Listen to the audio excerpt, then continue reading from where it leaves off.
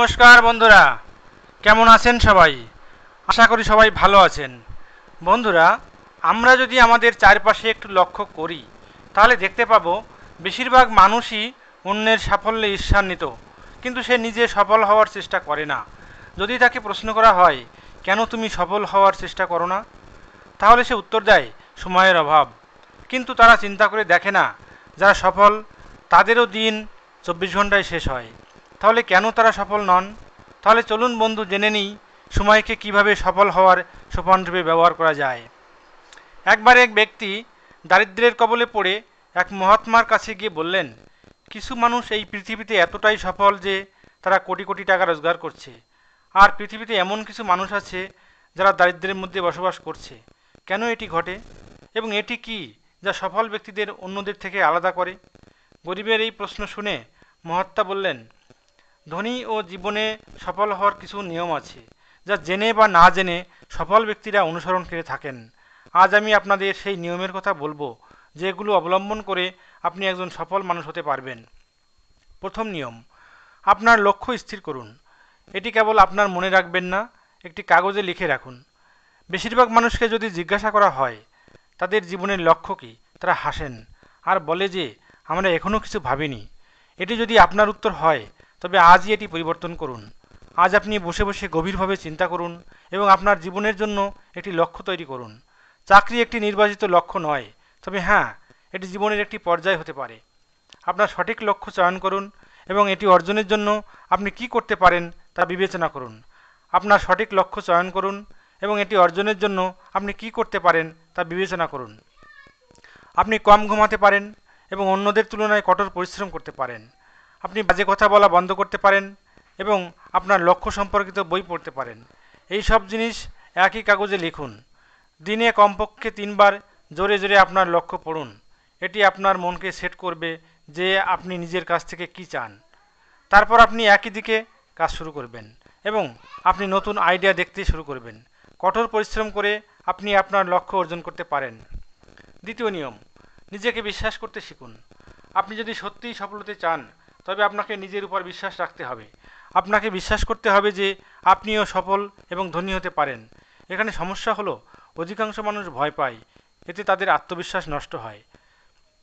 6 ধরনের ভয় সবসময় একজন মানুষকে কষ্ট দেয়: দারিদ্র্যের ভয়, বার্ধক্যের ভয়, মন্দ হওয়ার ভয়, ভালোবাসা এবং সম্মান হারানোর ভয়, রোগের ভয় এবং মৃত্যুর ভয়। আপনিও যদি এই ভয়ে কষ্ট পেয়ে থাকেন, তাহলে নিজের সাথে ইতিবাচক কথা বলা শুরু করুন। সবসময় ইতিবাচক কথা বললে আপনার ভয় দূর হবে এবং আত্মবিশ্বাস বাড়বে। সর্বদা আপনার ভয়ের মুখোমুখি হতে শিখুন, বিজয় আপনারই হবে। ছোট বাচ্চা যদি পড়ে যাওয়ার ভয়ে হাঁটা বন্ধ করে দেয়, সে কি কখনো হাঁটতে পারবে? এই চিন্তা নিয়ে আপনার লক্ষ্যের দিকে এগিয়ে যান। 1000 বার পড়ুন এবং 1000 বার উঠুন। তৃতীয় নিয়ম, আপনি যে কাজই করুন না কেন, পূর্ণ উদ্যমে তা করুন।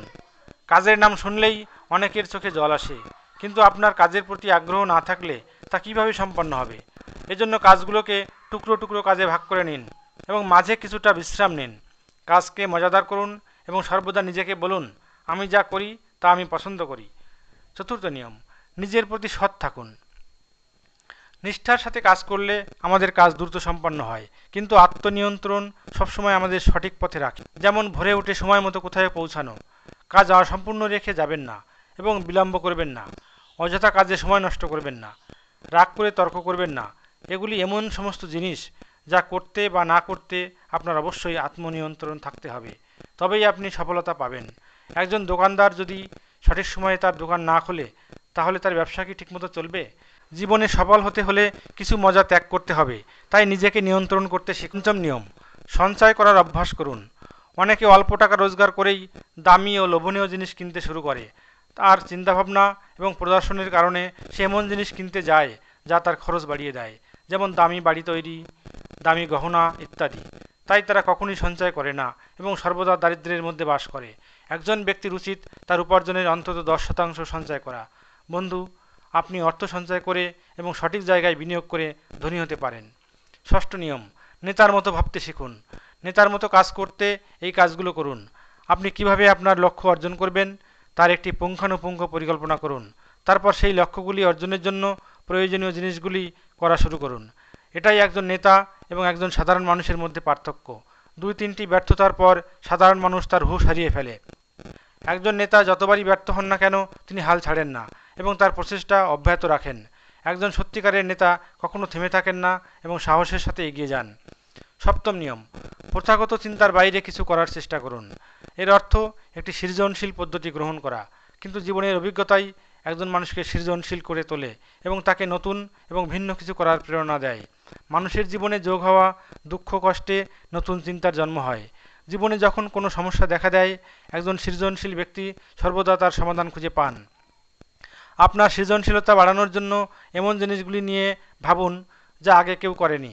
এর জন্য বিভিন্ন বিষয় অধ্যয়ন করুন এবং বিভিন্ন স্থান পরিদর্শন করুন। নতুন মানুষের সাথে কথা বলুন এবং নতুন জিনিস করার চেষ্টা করুন। অষ্টম নিয়ম, সর্বদা আরও কিছু করার চেষ্টা করুন। শুরুতে অর্থ উপার্জনের জন্য নয়, শেখার জন্য কাজ করুন। ধরুন আপনি একটি ব্যবসা শুরু করতে চান, তাহলে প্রাথমিকভাবে আপনি একই রকম একজন ব্যবসায়ীর কাছে কাজ শুরু করেন। সেখানে এমনভাবে কাজ করবেন না যাতে মনে হয় আপনি কেবল অর্থ উপার্জন করতে এসেছেন। যা বলা হয়েছে তার থেকে একটু বেশি করুন এবং সম্ভব হলে অন্য লোকেদেরও সাহায্য করুন। লোকেরা আপনাকে পছন্দ করবে এবং আপনি ভিড় থেকে আলাদা হবেন।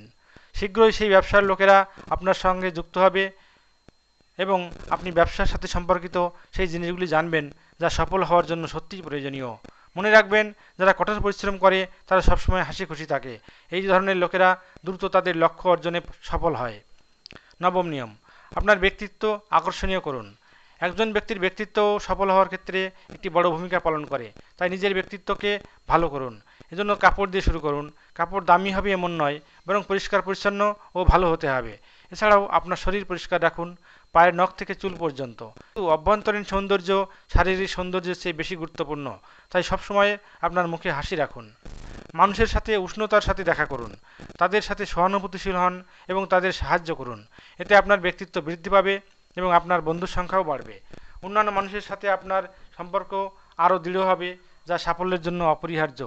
দশম নিয়ম, মানুষের খারাপ জিনিসগুলিতে খুব বেশি মনোযোগ দেবেন না।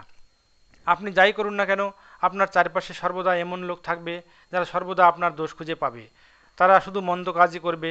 তাই এ ধরনের লোকের কথায় কর্ণপাত করবেন না এবং তাদের সাথে তর্ক করে আপনার সময় এবং শক্তি নষ্ট করবেন না। কারণ আপনি যদি তাদের সাথে নোংরামি করতে থাকেন, তাহলে ধীরে ধীরে আপনি তাদের মতো হয়ে যাবেন। একাদশ নিয়ম, একটি লক্ষ্যে আপনার মন সেট করতে শিখুন। যে ব্যক্তি সামান্য অসুবিধায় তার লক্ষ্য ত্যাগ করে সে কখনোই সফলতা অর্জন করতে পারে না। অথবা অন্য একজন সফল ব্যক্তিকে দেখে তিনি ভাবতে শুরু করেন যে তার কাজটি আরও লাভজনক এবং সহজ, আর মাঝখানে নিজের কাজ ফেলে সে নিজেই অন্য সেই ব্যক্তির কাজে নিয়োজিত হয়। চুপচাপ বসে আপনার লক্ষ্য ঠিক করুন। পরে এটি অর্জন করা যত কঠিনই হোক না কেন, পিছিয়ে পড়বেন না। লক্ষ্য অর্জনের উপায় পরিবর্তন করা যেতে পারে, তবে লক্ষ্যে স্থির থাকতে হবে। দ্বাদশ নিয়ম, আপনি যদি জীবনে দুর্দান্ত সাফল্য পেতে চান তবে মানুষকে নিয়ে কাজ করতে শিখুন। তবে বিজ্ঞতার সাথে নির্বাচন করুন। সবার লক্ষ্য এবং কাজের আগ্রহ একই হওয়া উচিত।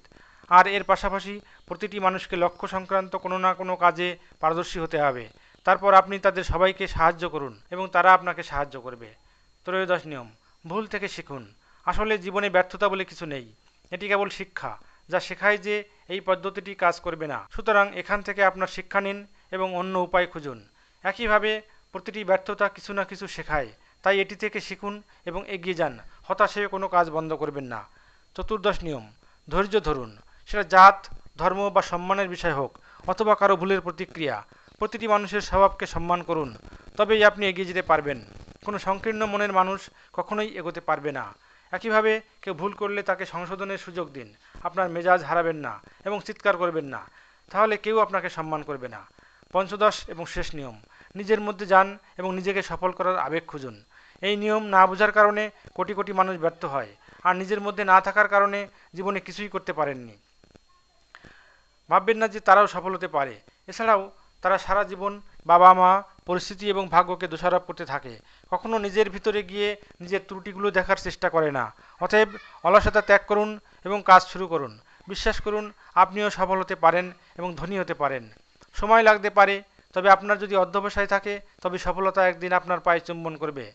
তো বন্ধু, আপনার যদি গল্পটি ভালো লাগে এবং আপনি যদি এই গল্পটি আরও মানুষের কাছে ছড়িয়ে দিতে চান, তবে ভিডিওটি লাইক করুন, যাতে ইউটিউব এই ভিডিওটি আরও বেশি মানুষের কাছে ছড়িয়ে দিতে পারে, এবং চ্যানেলটি সাবস্ক্রাইব করুন, যাতে করে আমি পরের বার একই ধরনের গল্প আপলোড করলে তার নোটিফিকেশান সঙ্গে সঙ্গে পেতে পারেন।